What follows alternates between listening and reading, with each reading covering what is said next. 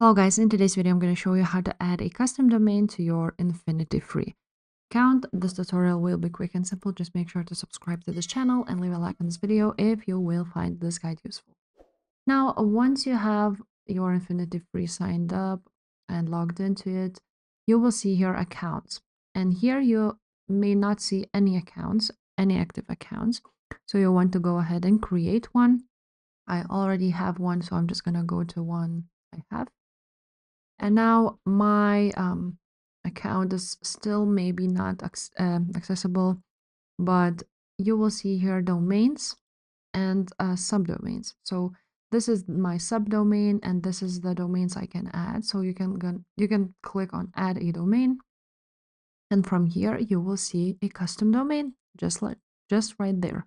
So you want to click add a custom domain. Here you want to enter your domain name. So I'm just going to go, for example, to my GoDaddy, copy the domain name and enter it right there. Let's go ahead and leave to my directory this one and click verify domain. After that, you will need to do a name server validation or CNAME validation. So there's a few options you can do. The name server validation is a recommended one, so I suggest you to do this too.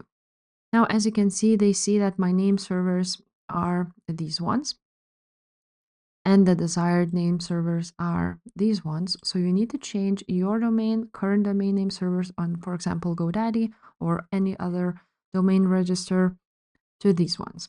So I'm just going to copy one of these, go back to domain name here.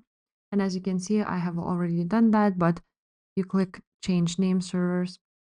And instead of the GoDaddy name servers, you want to use your own, and you want to just paste both of these name servers right there. Click save, and it will be updated.